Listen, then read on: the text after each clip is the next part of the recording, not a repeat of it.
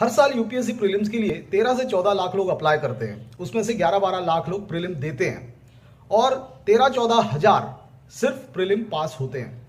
अब ये जो 13-14 हजार प्रीलिम पास होते हैं, इनमें से 2,500 लोग मेंस पास होते हैं और फाइनली 1100-1200 लोग सिलेक्ट होते हैं। तो अगर हम इसका टोटल अंदाजा लगाएं जितने लोग दे रहे हैं और कितने लोग सिलेक्ट हो रहे हैं, तो उसका रिजल्ट परसेंटेज आता है 0.2%।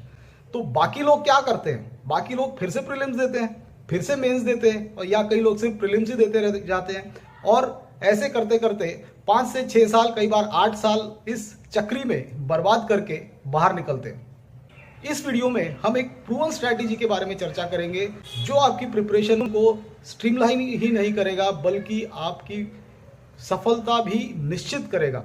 और अगर आप इस स्ट्रैटेजी को तरीके से फॉलो करते हैं तो आपका फर्स्ट अटेम्प्ट में सिलेक्शन होना लगभग तय है। Hello friends, I am Rahul Tajnekar, your own UPSC mentor and coach, director Rahul sir's IAS Academy Nagpur and author of this book ethics, integrity and aptitude, an ultimate guide to score 160 plus marks.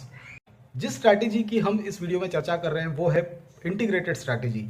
और अगर आप इस strategy को तरीके से follow करते हैं तो आपका इसमें सबसे बड़ा फायदा ये होगा कि आपकी पूरी एग्जाम की प्रिपरेशन साथ में चलती रहेगी।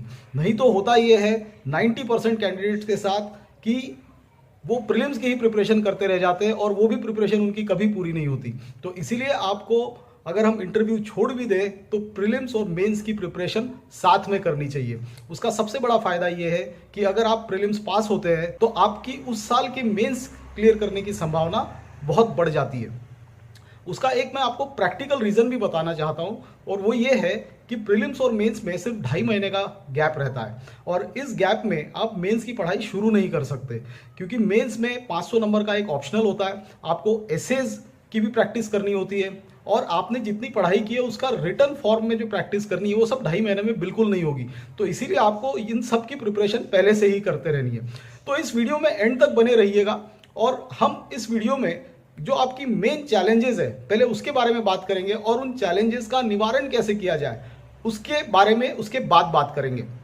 कमेंट करके जरूर बताइएगा कि ये स्ट्रैटेजी आपको कैसी लगी और क्या आप इस स्ट्रैटेजी को फॉलो करना चाहते हैं या नहीं चाहते। तो चलिए शुरू करते हैं।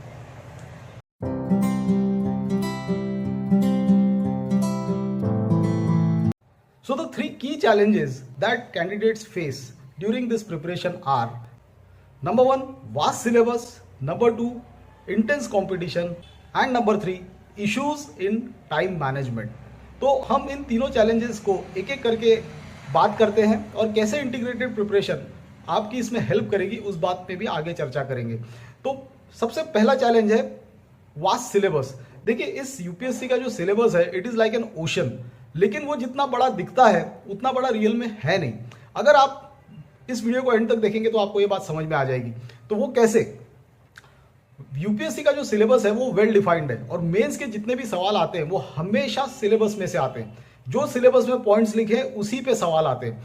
अब जैसे मान लो फ्रीडम स्ट्रगल या ज्योग्राफी ये पेपर 1 में दिया गया है, तो अगर आप यही पढ़ते रहेंगे और इसी में बहुत टाइम वेस्ट करेंगे तो उसका आपको कोई फायदा नहीं होगा, क्योंकि वो स्ट्रैटेजिक गलती होगी। उसका रीजन ये है कि उसके उतने ही क्वेश्चन आएंगे जितना सिलेबस में उसका प्रोपोर्शन मेंशन्ड है, क्योंकि सिलेबस में बहुत सी और भी चीजें दी गई है जिसको आपको करना है और वो छोटी छोटी चीजें होती है। तो वो आप पूरा सिलेबस के हिसाब से प्रिपरेशन कीजिए और हमेशा याद रखिए कि आपको मेंस के सिलेबस के हिसाब से प्रिपरेशन करनी है। शुरुआत में I am not saying you don't have to prepare for prelims, लेकिन आपको शुरुआत में मेंस के प्रिपरेशन से शुरुआत करनी है। तो खैर ये तो हम उसके सॉल्यूशंस में इसकी बात करेंगे, लेकिन हम चैलेंजेस की बात करते हैं वास्ट सिलेबस से लेके। तो वो ये है कि आपको फिर ढेर सारा मटेरियल, रिसोर्सेज और इतनी सारी चीजें आपके सामने आके खड़ी हो जाएंगी that you will literally feel overwhelmed and this feeling will demotivate you. तो आपको वैसा नहीं फील करना है। आप सिलेबस उठाइए, सिलेबस की एक एक पार्ट को कंप्लीट करते जाइए और उसके लिए बहुत कम रेफरेंस बुक्स होती है, कुछ स्टैंडर्ड बुक्स होती है और कुछ अगर आपने कोई कोचिंग क्लास ज्वाइन की है तो उसके नोट्स हो सकते हैं। और ज़रूरी नहीं है कि इसके लिए आपको दिल्ली जाके ही कोचिंग करनी है या कहीं भी, ये सब आप खुद कहीं भी कर सकते हैं। आप जिस भी शहर में वहाँ से प्रिपरेशन करनी कीजिए, कोई ज़रूरत नहीं है दिल्ली जाके लाखों रुपए खर्च करने की। वैसे भी वहां तो लाखों लोग प्रिपरेशन करते हैं, क्या वो सब सिलेक्ट होते हैं? बिल्कुल नहीं होते। आप जहां है वहीं से प्रिपरेशन कीजिए। फिर इसमें जो सेकंड चैलेंज आता है और वो है इंटेंस कंपटीशन। तो देखिए, कंपटीशन तो इसमें बहुत बड़ा है, लेकिन वो एक अपेरेंट कंपटीशन है। वो जितना बड़ा दिखता है उतना बड़ा है नहीं।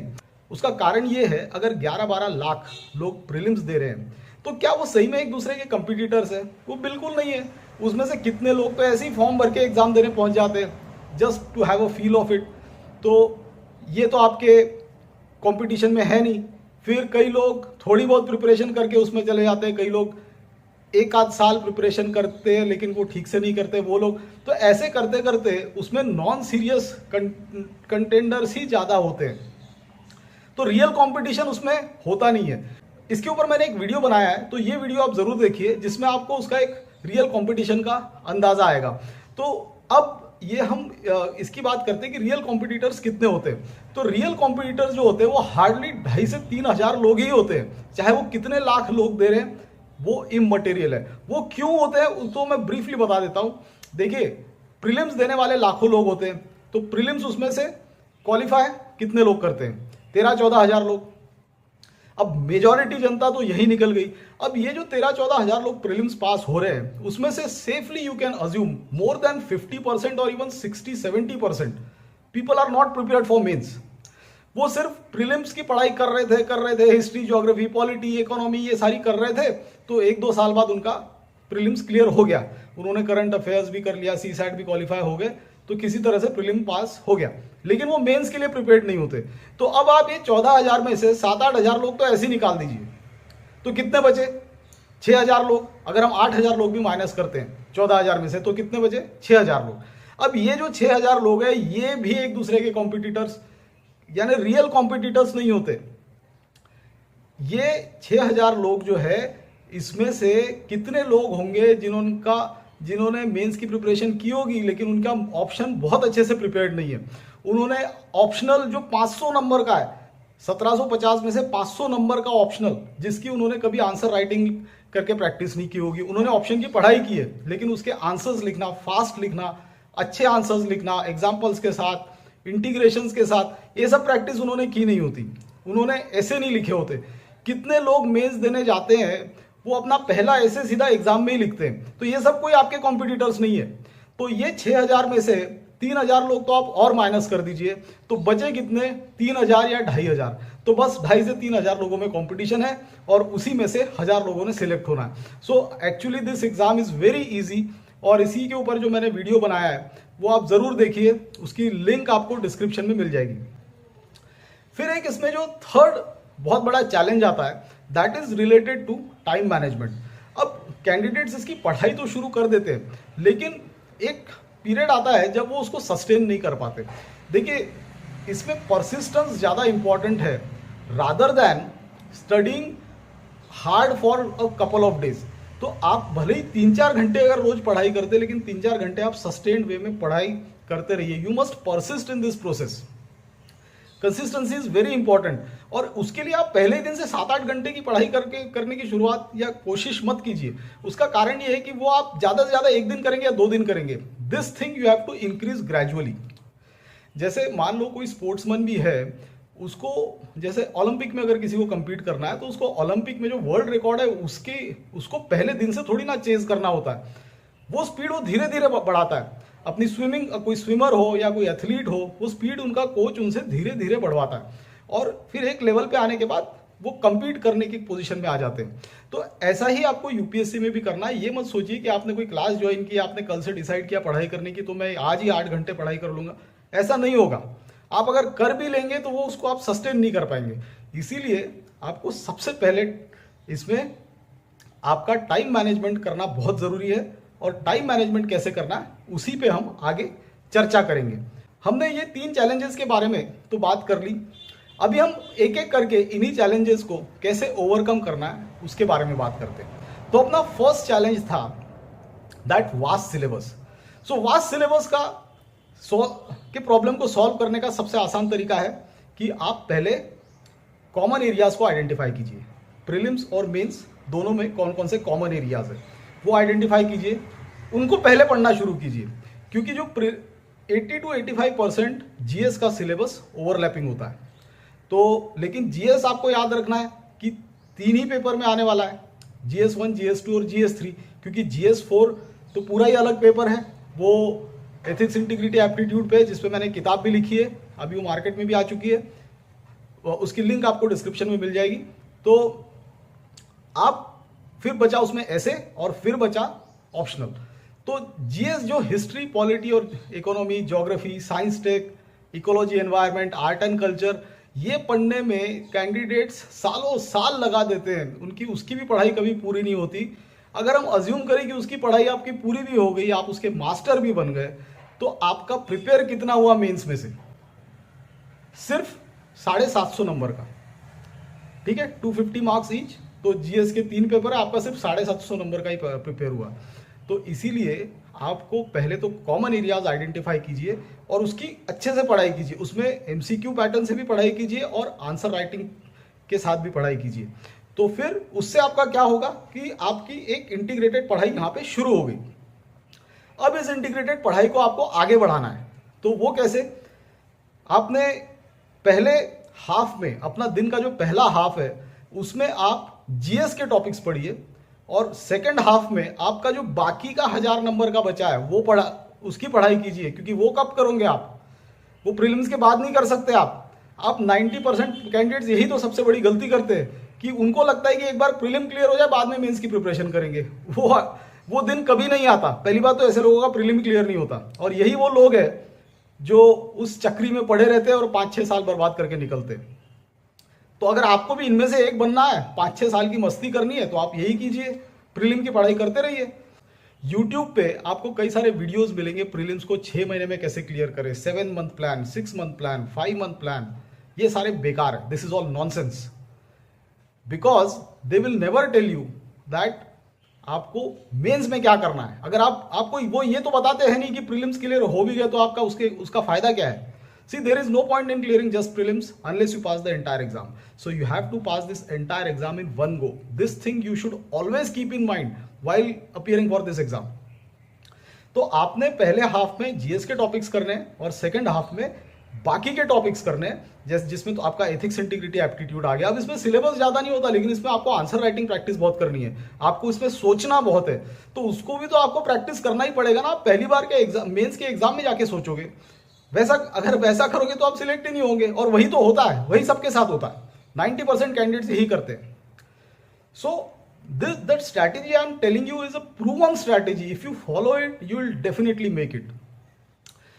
फिर जो सेकंड, इस एथिक्स, इंटीग्रिटी, एप्टीट्यूड के अलावा आपको एसेज की प्रैक्टिस करनी है। साल भर में आपके कम से कम 100 से ज्यादा ऐसे लिख के हो जाने चाहिए, और अगर आपका कोई मेंटर होगा, कोई कोच होगा, तो उससे आप उसको चेक भी करवाइए। और नहीं भी करवाया तब भी आप ही एक चीज नोटिस करेंगे, जैसे जैसे आप ज्यादा एसेज लिखते जाएंगे आप ही के एसेज इंप्रूव होते जाएंगे। उसका बेस्ट रेफरेंस पॉइंट ये होता है कि जैसे हिंदू में या इंडियन एक्सप्रेस में जो लीड कॉलम्स आते हैं, आप उनको पढ़िए, वो भी तो ऐसे ही होते हैं। तो उन्होंने कैसे लिखे, किसी पर्टिकुलर टॉपिक पे उन्होंने कैसे उस चीज को फ्रेम किया है, तो आप हमेशा पाएंगे उन्होंने जैसे उसका एक इंट्रोडक्शन दिया होता है। अब वहां ऐसा लिखा नहीं होता कि ये इंट्रोडक्शन है, ये मेन बॉडी है, वो एक पैराग्राफ फॉर्म में लिखा हुआ मैटर होता है। तो उसी में आप ही को देखना है कि इसमें कौन सा इसका इंट्रोडक्शन का पार्ट है, कौन सा इसका मेन बॉडी का पार्ट है, इसने कैसे चीज़ों को इंटीग्रेट किया है, कैसे करंट अफेयर्स से रिलेटेड उसने अपने टॉपिक में चीज़ें डाली है, कुछ एग्जाम्पल्स कैसे डाले और फिर उसको कंक्लूड कैसे किया है। तो ये आप रेगुलरली अगर हिंदू और इंडियन एक्सप्रेस पढ़ते रहेंगे तो आपके, और उस हिसाब से ऐसे लिखते रहेंगे तो आपके ऐसे अपने आप ही इंप्रूव होने शुरू हो जाएंगे। और फिर रही ऑप्शनल की बात, देखिए ऑप्शनल का ऐसे तो MA MPhil लेवल का सिलेबस होता है हर ऑप्शनल सब्जेक्ट का, चाहे वो मैथ्स हो, फिजिक्स हो, सोशियोलॉजी हो, एंथ्रोपोलॉजी हो, कोई भी हो। लेकिन आपसे वो उसमें कोई स्कॉलरली चीजें एक्सपेक्ट नहीं कर रहे। They don't want you to be a sociologist और अ एंथ्रोपोलॉजिस्ट और a philosopher to write those optional answers. देखिए वैसे भी उसमें 150 और 300 वर्ड्स में आंसर्स लिखने होते हैं, तो आपके पास स्कोप ही कितना है आंसर लिखने का। आपके पास कितना भी नॉलेज होगा, आपका कार्ल मार्क्स से ज्यादा नॉलेज होगा, तो सोशियोलॉजी के आंसर्स में अगर आप कार्ल मार्क्स के ऊपर क्वेश्चन लिखेंगे तो आपको तो 150 ही वर्ड्स में लिखना है, आपको या तो 300 वर्ड में लिखना है। तो आप क्या करेंगे, तो आपको हमेशा ये सोचना है कि ये जो क्वेश्चंस इसमें आते हैं इसको मैं कैसे स्ट्रक्चर करूंगा। कोई भी टॉपिक पढ़ने के बाद, कोई भी टॉपिक पढ़ने के बाद ऑप्शनल का, उस पे जो प्रीवियस ईयर्स क्वेश्चंस आए या उस पे कोई प्रैक्टिस क्वेश्चंस किसी किताब में अवेलेबल होंगे, तो उसको आप कैसे 150 या 300 नंबर में स्क्वीज करेंगे, आप उस हिसाब से ज्यादा सोचिए। मैटर भी पढ़ते रहिए। तो इसके लिए आपको हर टॉपिक पे कीवर्ड्स आइडेंटिफाई करने हैं और उसमें आप कौन सी केस स्टडी डालेंगे और कौन से एग्जाम्पल्स डालेंगे। आप उसमें करंट अफेयर्स के भी एग्जाम्पल्स इंटीग्रेट कर सकते हैं। तो ये करने से आपका सिलेबस का पार्ट बहुत अच्छी तरह से एड्रेस हो जाएगा। तो ये करने से आपका टाइम मैनेजमेंट का भी पार्ट ठीक से एड्रेस हो जाएगा। तो उम्मीद करता हूँ ये वीडियो आपको पसंद आई होगी, आपका इसमें ज्ञानवर्धन हुआ होगा और आपकी स्ट्रैटेजी में एक नई डायरेक्शन मिली होगी। देखिए ये है बहुत सिंपल चीज़, ये कई बार लोगों को पता भी होती है लेकिन उसको कोई करता नहीं है, but mind you this is a proven strategy, you must follow it and if you do it you will definitely get success. हमेशा याद रखना है कि प्रीलिम्स की पढ़ाई आइसोलेशन में नहीं करनी है, बस आप इतना याद रखिए। आप मेंस की पढ़ाई साथ में कीजिए। अब रही बात आंसर राइटिंग प्रैक्टिस की, आप ये मत सोचिए कि आप आंसर कैसे लिखेंगे, अभी आपकी पढ़ाई नहीं हुई है तो वो आपकी पढ़ाई कभी पूरी नहीं होने वाली है। आपने जितना भी पढ़ा उसी को आंसर में लिखने की कोशिश कीजिए और शुरू कीजिए। शुरू करना बहुत ज़रूरी है। वंस यू स्टार्ट, अपने आप ही धीरे धीरे आपका आंसर्स की क्वालिटी बढ़ती रहेगी। And if you want you can join our Telegram group, जिसमें आपको नोटिफिकेशन मिलेगा कि हमारी free answer writing classes weekends पे किस टाइम पे होती है। तो उसकी लिंक आपको डिस्क्रिप्शन में मिल जाएगी। तो do join that Telegram group, जिसमें आप हमारी online free answer writing classes को ज्वाइन कर सकते हैं। इसमें आपको ऐसे राइटिंग से लेके ऑप्शन के आंसर्स कैसे लिखना है और जीएस के आंसर्स कैसे लिखना है, इसके ऊपर एक अच्छी आउटलाइन और स्ट्रक्चर मिलेगा और उसमें से मैं कुछ आंसर्स को पढ़ के भी सुनाऊंगा and I will also try to give you some model answers. Video अच्छी लगी हो तो चैनल को सब्सक्राइब कीजिए और लाइक कीजिए। Thank you.